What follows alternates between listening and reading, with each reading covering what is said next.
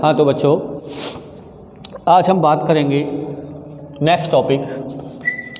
तो अपना चल रहा था 11th CBSE के स्टूडेंट्स के लिए चैप्टर नंबर 5। ठीक है बेटा, लॉ ऑफ मोशन वाला चैप्टर अपना कंटिन्यूटी है।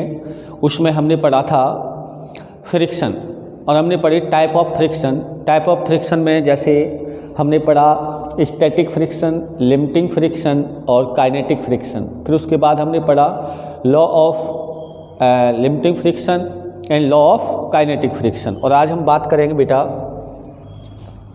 एंगल। आज की जो हेडिंग होगी वो होगी angle of friction. Angle of friction, right बेटा, एंगल ऑफ फ्रिक्शन पढ़ी। देखिए बेटा, एंगल ऑफ फ्रिक्शन क्या होता है समझना। अगर ये हमारे पास कोई सरफेस है और इस पर कोई ये बॉडी है, राइट बेटा, इसको अपन ऐसे भी दिखा सकते हैं।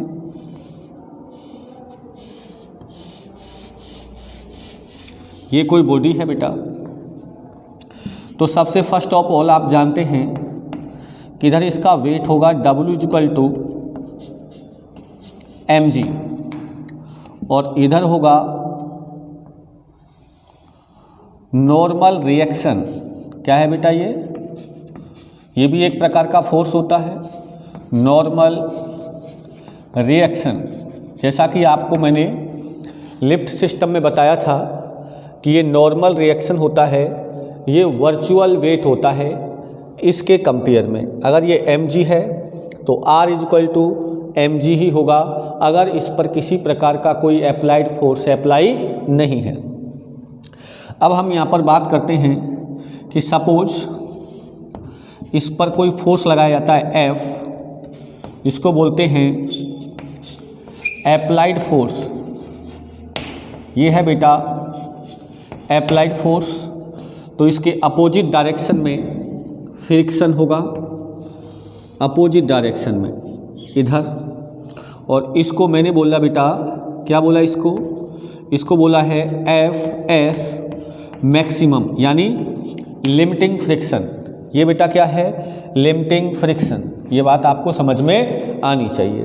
तो अगर ये लिमिटिंग फ्रिक्शन है, इसको मैं नाम दे देता हूँ। अगर हम इसको नाम देते हैं तो ये हो जाएगा, इस पॉइंट को मैंने नाम दे दिया O, इस पॉइंट को नाम दे दिया A और इस पॉइंट को नाम दे दिया B, राइट बेटा। तो अब माम मुझे बताइए, अगर हमारे पास दो फोर्स हैं, एक तो है लिमिटिंग फ्रिक्शन Fs मैक्सिमम और एक है नॉर्मल रिएक्शन, ये दोनों ही फोर्स हैं, तो इन दोनों फोर्सों का रिजल्टेंट कौन सा होगा बेटा, इन दोनों फोर्स का रिजल्टेंट ये होगा। इसको हम इन दोनों फोर्सों का क्या मानते हैं बेटा, रिजल्टेंट मानते हैं। आप ऐसे बता सकते हैं, ये इसका क्या है बेटा, रिजल्टेंट है। और इसको मैं डिनोट कर देता हूं किससे, C से। तो इसमें एंगल ऑफ फ्रिक्शन कौन सा होता है बेटा, ये होता है, इसको कहते हैं एंगल ऑफ फ्रिक्शन। सुनिए कैसे बेटा, आप एंगल ऑफ फ्रिक्शन को कैसे डिफाइन करेंगे तो सुनना कि लिमिटिंग फ्रिक्शन और नॉर्मल रिएक्शन का जो रिजल्टेंट फोर्स होगा, वह रिजल्टेंट फोर्स नॉर्मल रिएक्शन से जो एंगल बनाएगा, make A angle with the resultant force and the normal reaction is called the angle of friction, right बेटा। यानी फिर सुनिए कि लिमिटिंग फ्रिक्शन और नॉर्मल रिएक्शन का रिजल्टेंट फोर्स नॉर्मल रिएक्शन से जो एंगल बनाता है उसे कहते हैं एंगल ऑफ फ्रिक्शन। तो इस एंगल ऑफ फ्रिक्शन की वैल्यू कैसे निकालेंगे, तो आप इधर देखिए बेटा। सबसे पहले यहाँ पर हम लेते हैं ट्रायंगल। कौन सा ट्रायंगल लेते हैं, ORC, राइट बेटा। तो ट्रायंगल ORC में आप निकालिए टेन थीटा। क्या निकालिए बेटा, टेन थीटा। तो टेन थीटा इक्वल टू क्या होगा बेटा, कोई बता सकता है? टेन थीटा बराबर होगा परपेंडिकुलर, तो परपेंडिकुलर क्या है बेटा? परपेंडिकुलर है RC। बेटा ये बेटा ये RC नहीं है, ये R तो है नॉर्मल रिएक्शन, ये B है, इसको OR, देखो इधर इसको लिखेंगे OBC, बहुत बढ़िया। तो यहाँ से आ जाएगा tan theta equal to perpendicular, तो परपेंडिकुलर क्या आ जाएगा? BC। परपेंडिकुलर क्या आ जाएगा बेटा? BC, और अपॉन क्या आएगा? बेस, और इसका बेस क्या होगा बेटा? बेस होगा अपने पास OB। बेस क्या हो जाएगा बेटा? OB। और देखो ये BC किसके इक्वल है? OA के। देखो ये वाली वैल्यू किसके इक्वल है? इसके।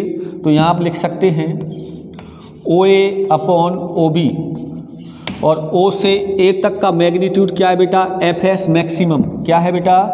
FS maximum, right. और अपॉन OB, O से B तक का मैग्नीट्यूड क्या है बेटा? Capital R, right. तो अपने पास आ गया tan theta equal to FS maximum upon R, but definition of limiting friction ये होता है FS मैक्सिमम इजक्वल टू होता है μS R। ये वैल्यू यहाँ पुट कर दीजिए, तो यहाँ से आ जाएगा टेन थीटा बराबर μS R अपॉन R से R बेटा क्या हो जाएगा? कैंसिल, तो ये बचेगा tan theta equal to μS। Tan theta equal to μS, बेटा μS क्या है यहाँ पर? कोफिशिएंट ऑफ स्टैटिक फ्रिक्शन, और थीटा क्या है बेटा? एंगल ऑफ फ्रिक्शन, और टेन का मतलब टेंजेंट। तो आप क्या कह सकते हैं कि एंगल ऑफ फ्रिक्शन का जो टेंजेंट होता है वो कोफिशिएंट ऑफ स्टैटिक फ्रिक्शन के इक्वल है, ठीक है ना। यानी आप क्या कह सकते हैं? Tangent of angle of friction is equal to coefficient of static friction, right बेटा। यहाँ से अगर थीटा पूछता है तो थीटा की वैल्यू आ जाएगी टेन इनवर्स μS। ये क्या है बेटा? Theta equal to angle of friction. तो ये तो पढ़ा हमने एंगल ऑफ फ्रिक्शन। अब हम पढ़ते हैं अगले पॉइंट पर, और वो पढ़ेंगे बेटा ANG एंगल ऑफ रिपोज। अब पढ़ेंगे बेटा एंगल ऑफ रिपोज। तो बेटा जैसा कि आपको अगर ये समझ में आ गया एंगल ऑफ फ्रिक्शन, तो एंगल ऑफ रिपोज भी आपको समझ में आ जाएगा। तो देखिए बेटा कैसे पढ़ना है। सबसे पहले देखिए आप, अगर हमारे पास ये कोई हॉरिजॉन्टल सरफेस है और ये कोई इंक्लाइंड प्लेन है, क्या है बेटा? ये कोई इंक्लाइंड प्लेन है, और ये एंगल हमने मान लिया, सपोज इसको क्या मान लें अपन? सपोज मान लिया फाई। हमने एंगल इसको क्या मान लिया? फाई, राइट बेटा। तो अब समझना, यही जो एंगल है फाई, इसी को कहते हैं एंगल ऑफ रिपोज। लेकिन इसकी क्या डेफिनेशन होगी? देखिए, अगर हमारे पास ये कोई बॉडी है, राइट बेटा, ये कोई बॉडी है, तो सबसे पहले आप मुझे बताइए कि इसका जो वेट होगा वो किधर होगा? इस साइड में, राइट। इसको क्या बोलेंगे? W बराबर mg, राइट। इसके बाद इधर ये होगी नॉर्मल रिएक्शन। क्या होगी बेटा? नॉर्मल रिएक्शन, क्योंकि जो नॉर्मल रिएक्शन होती है बेटा वो जस्ट आउटवर्ड ऑफ परपेंडिकुलर होती है ऑब्जेक्ट से। यानी आप ऐसे कह सकते हैं कि जो अपने पास नॉर्मल रिएक्शन है वो हमेशा बॉडी के लंबवत बाहर की तरफ होती है, आउटवर्ड होती है परपेंडिकुलर डायरेक्शन में।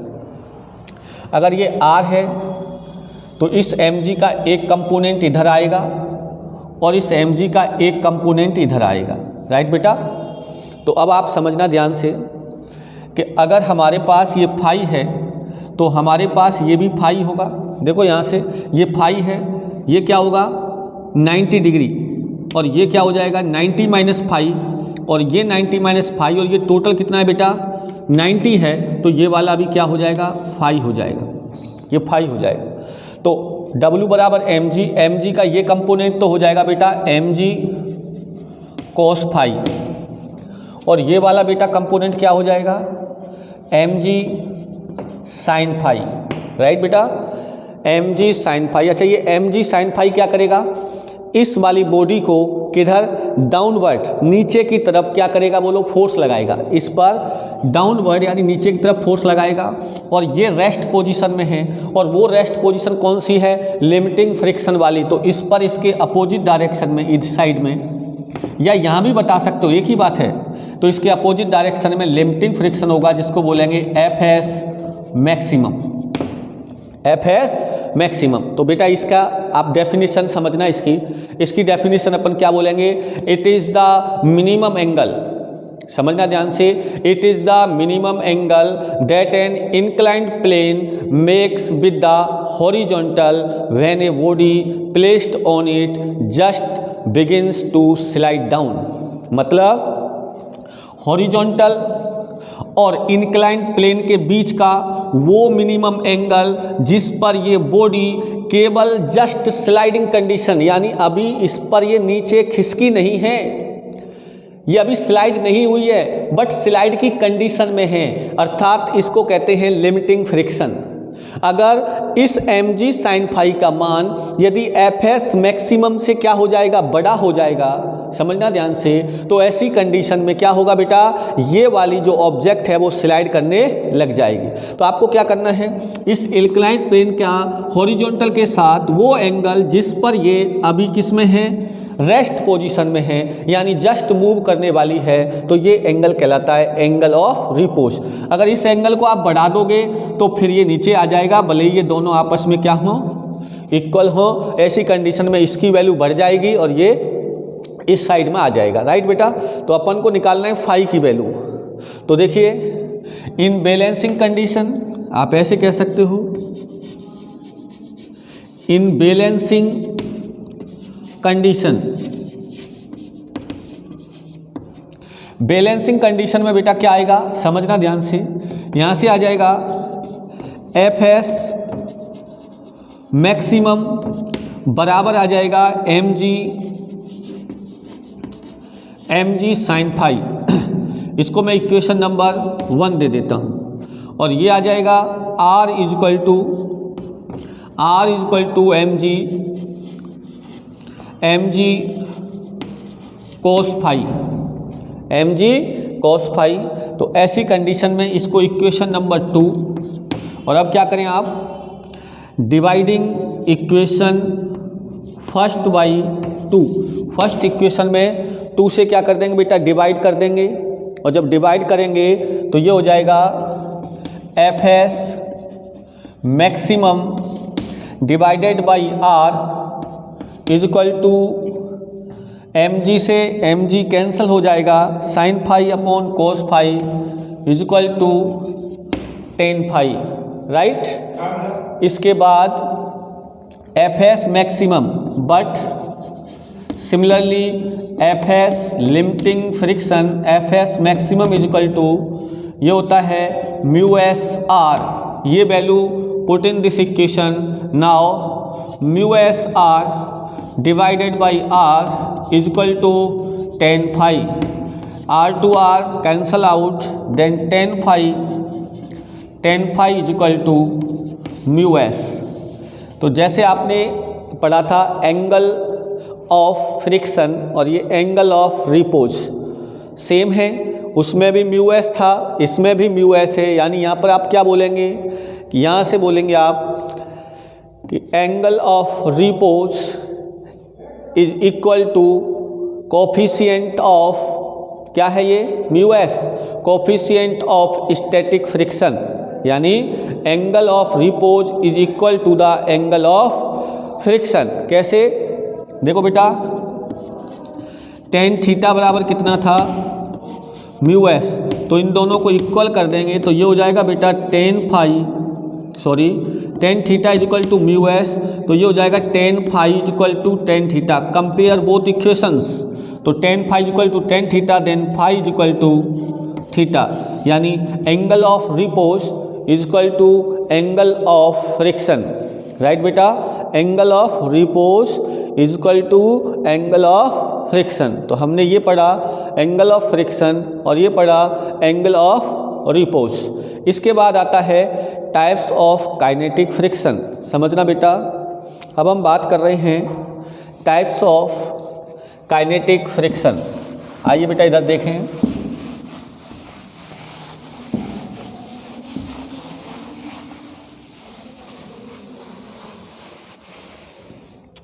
अपना टॉपिक है अब, और ये है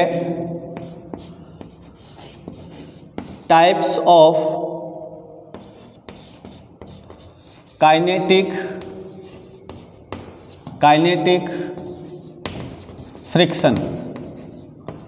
तो टाइप्स ऑफ काइनेटिक फ्रिक्शन की बात करें तो बेटा ये 2 टाइप्स होता है। Kinetic friction is of 2 types, और 2 टाइप्स में कौन कौन सा है? एक है स्लाइडिंग फ्रिक्शन, एक है बेटा स्लाइडिंग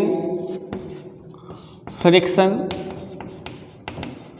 और एक है बेटा रोलिंग फ्रिक्शन। एक है बेटा रोलिंग फ्रिक्शन।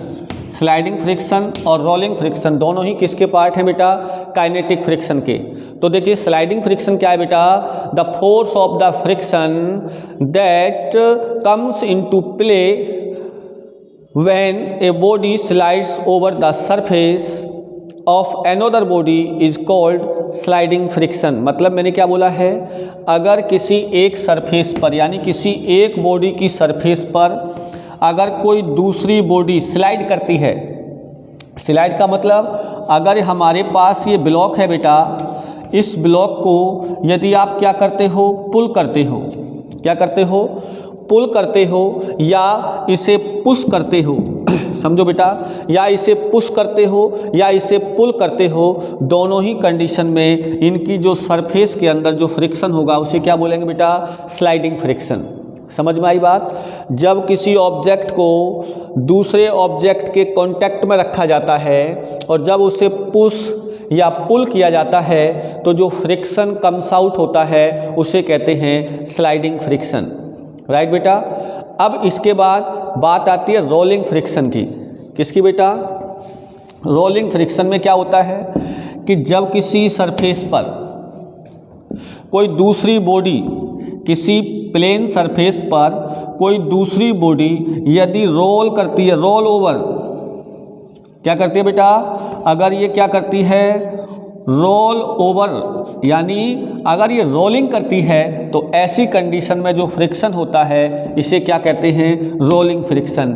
जैसे कुछ एग्जाम्पल्स अगर हम लें तो कौन कौन से हैं? जैसे आप अपन ऐसे कह सकते हैं, जैसे किसी बाइक का, किसी कार का, स्कूटर का जो पहिया होता है वो कौन सा फ्रिक्शन है? उसके सरफेस और पहिए के मध्य में रोलिंग फ्रिक्शन है। अगर कोई सिलेंडर है तो सिलेंडर के लिए भी क्या है? रोलिंग फ्रिक्शन है। ये बात आपकी समझ में आनी चाहिए। ऐसे कह सकते हो कि जो व्हील होता है वो roll over a road, rolling friction comes into play. जब कोई व्हील रोड पर रोल करता है तो ऐसी कंडीशन में जो फ्रिक्शन कम्स आउट होता है उसे कहते हैं रोलिंग फ्रिक्शन। एक बात समझ लो, अगर मेरे पास इसका भार कितना है, वेट कितना है mg, और इसकी रिएक्शन कितनी है r, यानी इसका मास कितना है m, और इसका मास भी बेटा क्या है? m है, तो इसकी रिएक्शन भी सेम होगी r, यानी सेम रिएक्शन होने पर भी हमने पढ़ा था काइनेटिक फ्रिक्शन, तो आपको याद हो तो ये बताया था आपको म्यू के r।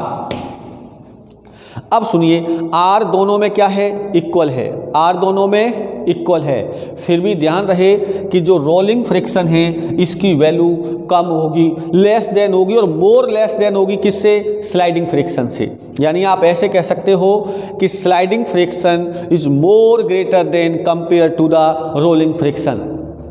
अब पता है क्या होता है, क्योंकि यहाँ पर देखिए क्या था, यहाँ पर इसका जो रोलिंग फ्रिक्शन है इसमें इस व्हील का केवल एक पॉइंट सरफेस के कांटेक्ट में है, समझ में आ रही बात? केवल एक पॉइंट सरफेस के कांटेक्ट में है और जब ये रोल करता है तो ये स्लाइड नहीं करता है। ये क्या करता है, जब रोल करता है तो इसमें रिलेटिव मोशन नहीं होता है, रिलेटिव मोशन नहीं होगा। जैसे ये वाला मोशन जो होता है जिसमें अपन स्लाइड करते हैं, इसमें एक सरफेस दूसरे सरफेस के कंपेयर में क्या करती है, रिलेटिव मोशन करती है। लेकिन जब कोई रोल करता है ऐसे, तो ऐसी कंडीशन में ये एक सरफेस दूसरे सरफेस के कंपेयर में रोल नहीं करती है। इसलिए यहाँ पर जो रोलिंग फ्रिक्शन है ये मोर मच लेस देन होता है कंपेयर टू स्लाइडिंग फ्रिक्शन। इसलिए हम फ्रिक्शन को कम करने के लिए क्या करते हैं, रोलिंग फ्रिक्शन का यूज करते हैं, यानी व्हील्स का प्रयोग करते हैं। तो ये तो बात थी बेटा किसकी, रोलिंग फ्रिक्शन की, राइट बेटा। इसके बाद आता है अपने पास लॉ ऑफ रोलिंग फ्रिक्शन। क्या आता है बेटा, लॉ ऑफ रोलिंग फ्रिक्शन। तो देखिए रोलिंग फ्रिक्शन का मतलब यहाँ क्या है वो समझना आप ध्यान से। तो देखिए अगले स्टेप में मैं आपको बताने वाला हूँ लॉ ऑफ रोलिंग फ्रिक्शन। आइए बेटा इधर,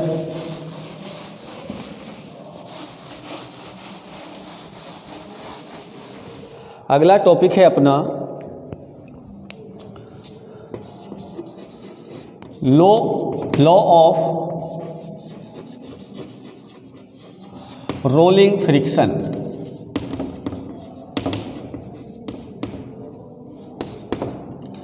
आइए बेटा, लॉ ऑफ रोलिंग फ्रिक्शन क्या है। अगर किसी रोलर ऑब्जेक्ट का, मान लो ये व्हील है और इसकी रेडियस कितनी है बेटा, स्मॉल आर है, रेडियस कितनी है, स्मॉल आर है, तो rolling friction is directly proportional to the normal reaction. यानी आप पहला पॉइंट कह सकते हैं कि rolling friction is directly proportional to the normal reaction. Normal reaction यानी आप ऐसे कह सकते हैं, रोलिंग फ्रिक्शन को लिखेंगे एफ आर, आर यानी rolling is directly proportional to R. ये इसका फर्स्ट लॉ है। और सेकंड लॉ है बेटा rolling friction, rolling friction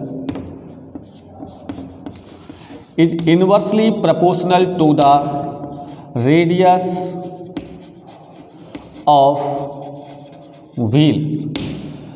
Rolling friction is inversely proportional to the radius of the rolling circular cylindrical, या आप व्हील कह सकते हो, सिलेंडर या व्हील, यहाँ व्हील भी आ सकता है और सिलेंडर भी आ सकता है। तो आप इसको लिख सकते हैं F R is inversely proportional to R. ये दो लॉ हैं किसके, रोलिंग फ्रिक्शन के। तो बोथ लॉ आर कॉम्बाइन, इनको कंबाइन करिए तो ये हो जाएगा F R proportional to R and inversely proportional to small R. और जब प्रोपोर्शनल साइन यहाँ से हटाएंगे तो यहाँ आता है म्यू आर। क्या आता है बेटा, mu R. Here mu R क्या है, म्यू आर क्या है बेटा, कोफिशिएंट ऑफ रोलिंग फ्रिक्शन। क्या है बेटा, कोफिशिएंट ऑफ रोलिंग फ्रिक्शन क्या है, म्यू आर। अब तक आपने एक बात पढ़ी थी कि जो अपने पास mu s coefficient of static friction and mu के कोफिशिएंट ऑफ काइनेटिक फ्रिक्शन, ये कैसी यूनिट होती थी, इनका यूनिट होता था यूनिटलेस और ये होती थी डायमेंशनलेस। बोलो, लेकिन आप यहाँ देखिए, यहाँ से क्या आएगा बेटा, म्यू आर इक्वल टू आ जाएगा F R into R upon R. ये भी फोर्स है, ये भी फोर्स है, ये तो कैंसिल हो जाएंगे बट रेडियस बचेगा। इसलिए यहाँ पर म्यू आर का जो यूनिट होता है बेटा, इसका यूनिट होता है मीटर। इसका यूनिट क्या होता है बेटा, मीटर। और इसकी डायमेंशंस क्या हो जाएगी, m0 l1 t0, इसकी डायमेंशंस ये हो जाएगी। यानी रेडियस को आप देखें ध्यान से, तो ऐसी कंडीशन में ये क्या है, रोलिंग फ्रिक्शन है।